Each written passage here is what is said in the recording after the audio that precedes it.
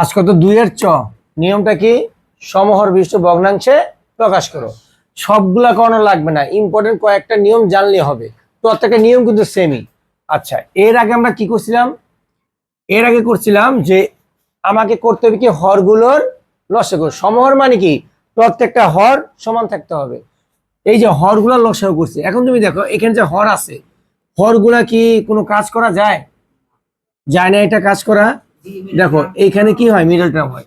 মানে তোমার নিয়ম হলো আমরা কখন লিখবো, যে ডাইরেক্ট লিখবো হরগুলোর লসাগু ডাইরেক্ট লিখবো, ঠিক আছে, কিন্তু কখন লিখবো যদি নিচের হরের গুলার কোনো কাজ না হয় তখন আমি লিখতে পারবো, কিন্তু এখন কিন্তু আমি লিখতে পারবো না। এখন আমরা কি করতে হবে, হরগুলার কাজ করতে হবে, প্রত্যেকটার কাজ করে আমরা লিখবো হরগুলোর লসাগু। বুঝতে পারছো আমার কথা? তাহলে দেখো এখানে আমি প্রত্যেকটা হরের আগে কাজ করব, লিখবো প্রথম ভগ্নাংশের কি প্রথম ভগ্নাংশের হর। আচ্ছা, প্রথম ভগ্নাংশের হরটা কি আছে এখানে? প্রথম ভগ্নাংশের হরটা আছে x² - 5x + 6। এটা কি করা যাবে? মিডল টার্ম শিখেছি না আমি ডাইরেক্ট অ্যান্সার বসাই দিই, ঠিক আছে? মিডল টার্ম আজকে আর বুঝালাম না। x² - 3x - 2x + 6।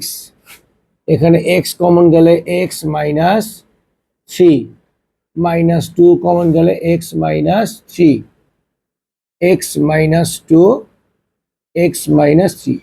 আমি কিন্তু মিডল টার্ম বুঝালাম না, মিডল টার্ম আমরা আগেই শিখেছি, আমাদের আগের মতো নিয়মে করবো। ওই যে এটা লসাগু করে কি করব, 2 ভাগে ভাগ করবো যেন যোগ বিয়োগে মিলে। প্রথম ভগ্নাংশ হর গেল।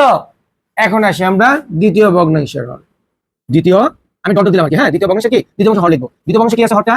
x² - 7x + 12। সেম ভাবে এটাও কাজ করবো। x² x কমন দিলে x - 4, 3 কমন দিলে x - 4, তাহলে x - 3 x - 4। দ্বিতীয় ভগ্নাংশ হর হইছে। আর কোনটা বাকি আছে এখন?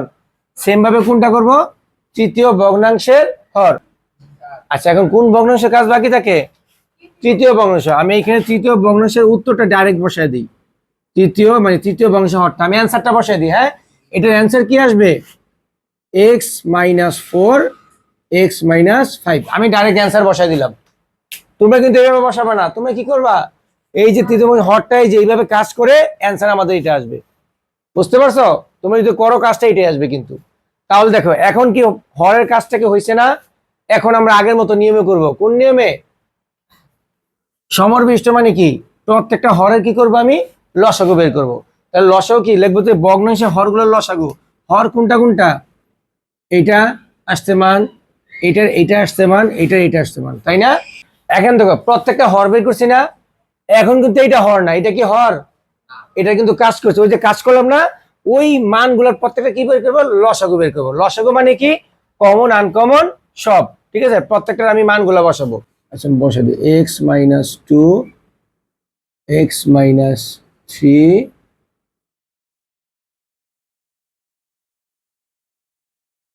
x - 4 x - 5। আচ্ছা দেখো ভগ্নাংশের হরগুলোর লসাগু কি আসে? x - 2 x - 3 x - 4 x - 5। এটা কিভাবে আসলো? লসাগু মানে কি ওই যে যা যা মিলবে তাও বসাবো, যা যা না মিলবে তাও বসাবো। তাহলে লসাগু এটা আসছে না? আচ্ছা, ভগ্নাংশের হরগুলোর লসাগুর পরে আমাদের কোন নিয়মটা হয়? ওই যে প্রথম ভগ্নাংশ বসাবো, পরে উপর নিচে বাদ দেবো। দেখো এখন দেখো প্রথম ভগ্নাংশ বসেছি, এটার মানটা আমি কত পেয়েছিলাম প্রথমে বলো তো?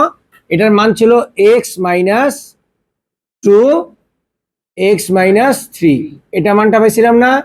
বুঝতে পারছো?